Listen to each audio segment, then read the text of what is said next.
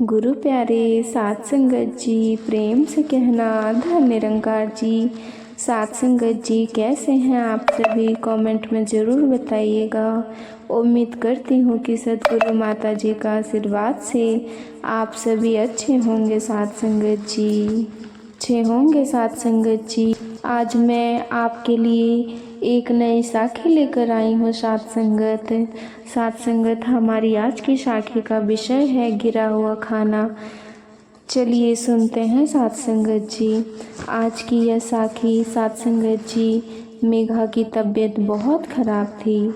ज़मीन पर पड़ा हुआ खाना देखकर उसकी आंखों में आंसू आ गए सात संगत, और उसके चेहरे पर चोट के निशान भी बन चुके थे। और मेघा का पति प्रकाश अभी भी उसे असत्य कह रहा था, उसे गालियां दे रहा था सात संगत। मेघा ने बड़े ही उम्मीद से अपनी सास शांति जी की ओर देखा और सोचा कि शायद उसकी सास के मन में थोड़ी सहानुभूति आ जाए और वो मुझे उठाने आए सात संगत। लेकिन शांति जी अपने ही जगह पर बैठे बैठे बहू को कोसी जा रही थी सात संगत। मेरा बेटा दिन भर पैसा कमाता है, घर आते ही इसका मन खराब हो जाता है। वैसे तो मेघा को सास से ज़्यादा उम्मीद थी नहीं सात संगत, लेकिन फिर भी उसका दिल कह रहा था कि एक औरत होते हुए मेरी सास को मेरी तबीयत क्यों नहीं देख रही सात संगत। थोड़ी देर तक मेघा ने आंसू बहाए और फिर वो एकदम से अचानक से खड़ी हो गई, मानो कि इस तरह से अपशब्द सुनना, गालियाँ सुनना और मार खाना ही उसका भाग्य हो गया था सात संगत। अब आगे भी उसे सारे काम करने थे। अब मेघा मानो अपनी सुध बुध खो चुकी थी। पति से इतना ज़्यादा मार खाने के बाद उसके चेहरे पर चोट के निशान बन गए थे सात संगत। फिर भी वो जल्दी से उठी और नीचे ज़मीन पर फैला हुआ खाना को इकट्ठा करने लगी सात संगत।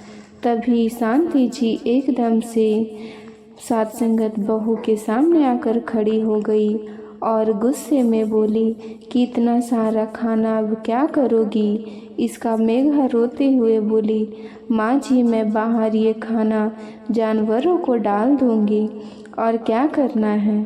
शांति जी गुस्से में बोली कि तुझे तो अन्न का अनादर करने में मज़ा आता है। तो मेघा हैरान सी खड़ी रही सात संगत। वो खाना वहीं छोड़कर उठी और अपनी सास की ओर देखकर बोली, ये आप क्या बोल रही हो। इस खाने का अनादर आपके बेटे ने किया है, मैंने नहीं। जो आप मुझे सुना रही हो ये सब मेरी वजह से नहीं हुआ, आपके बेटे की वजह से हुआ है।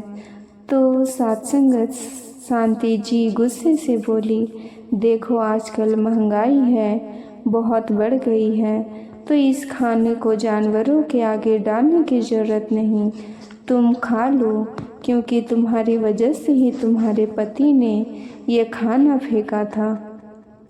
तो सात संगत जी, इस अन्न का अनादर करने का पाप तुम्हें लगेगा।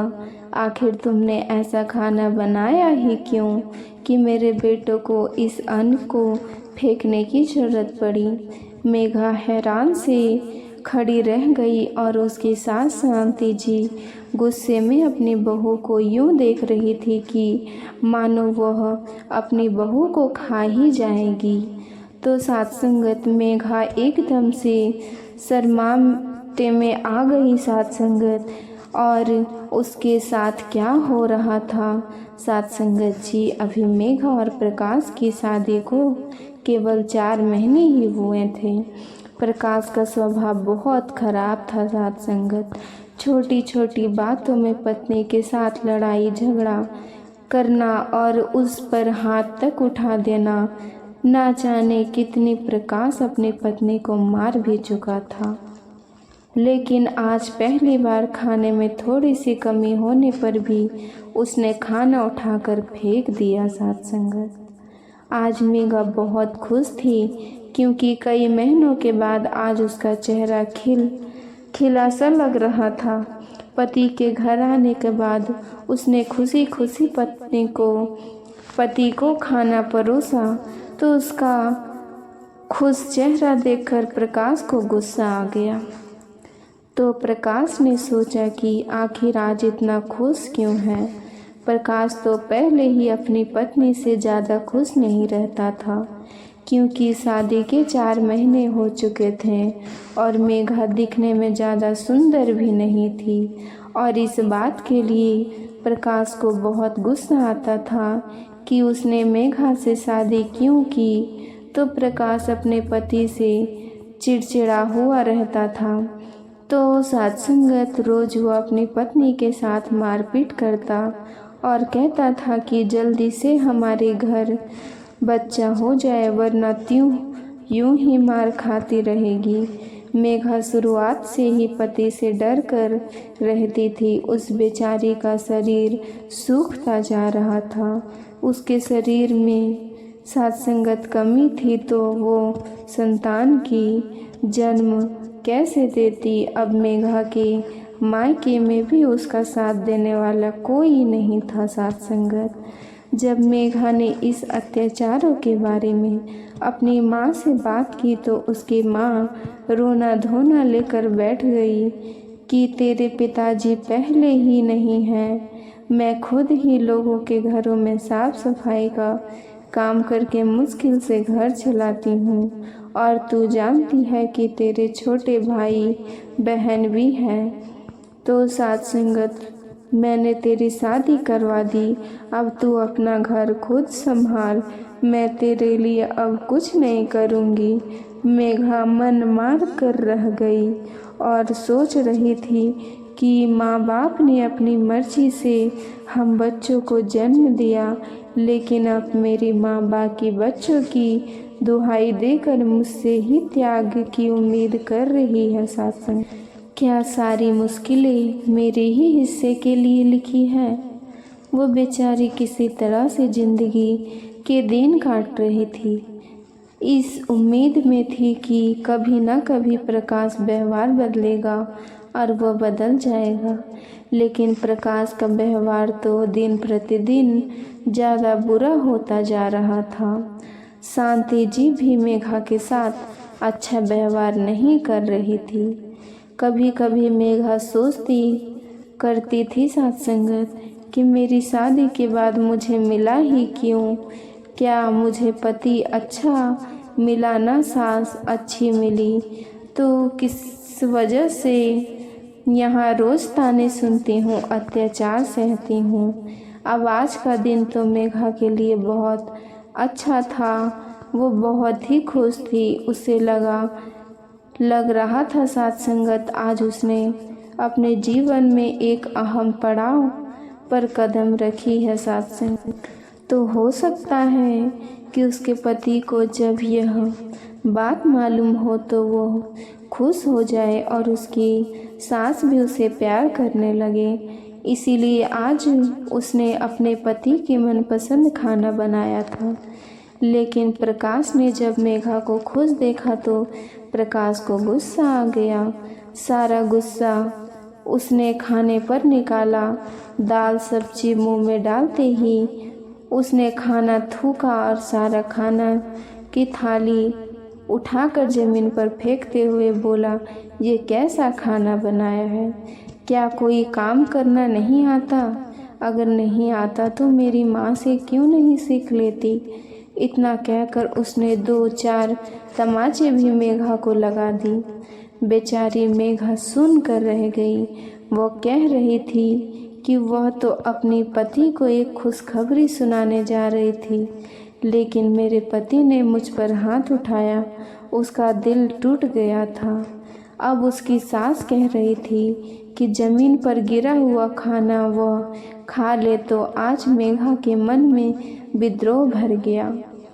यह उससे सहन नहीं हुआ। जब से शादी करके वह आई थी वह हमेशा चुपचाप सब सहती थी साथ संगत, लेकिन आज मेघा ने हिम्मत से काम लिया और कठोर होकर बोली, मैं यह जीवन पर ज़मीन पर गिरा हुआ गंदा खाना नहीं खाऊंगी। अगर आपको अन्न के अनादर ही इतने की चिंता है तो अपने ही बेटे को बुलवाओ और उसको कहो कि वह यह खाना खाए, क्योंकि यह खाना आपके बेटे ने फेंका है। अगर उन्हें खाना पसंद नहीं था तो यूं ही बोल देते, यह खाना मैं खा लेती, लेकिन ज़मीन पर खाने को गिरने की ज़रूरत क्या थी। बहू की यह बात सुनकर शांति जी का चेहरा गुस्से से भर गया। उन्होंने आगे बढ़कर मेघा को एक तमाचा लगाते हुए कहा कि मुझसे ऐसे बात करने की तेरी हिम्मत कैसे हुई। ठीक है, जो मेरा बेटा तुझसे मारपीट करता। प्रकाश ने भी कमरे के अंदर से सब सुन लिया था। वह भी कमरे से बाहर निकल कर आया और बोला, मैंने खाना गिराया है तो तुम मुझे ये खाना खाने को बोल रही है। रुक, मैं तुझे तेरी सही जगह बताती हूँ, फिर देखता हूँ कि यह गिरा हुआ खाना कौन खाएगा। इतना कहकर वो मेघा पर फिर से मारपीट करने लगा। मेघा ने बहुत कोशिश की वो अपनी सास और पति के चंगुल से छूटकर घर से भाग जाएं, लेकिन शांति जी ने दरवाज़ा बंद कर दिया और प्रकाश उसके साथ लगातार मारपीट करता रहा।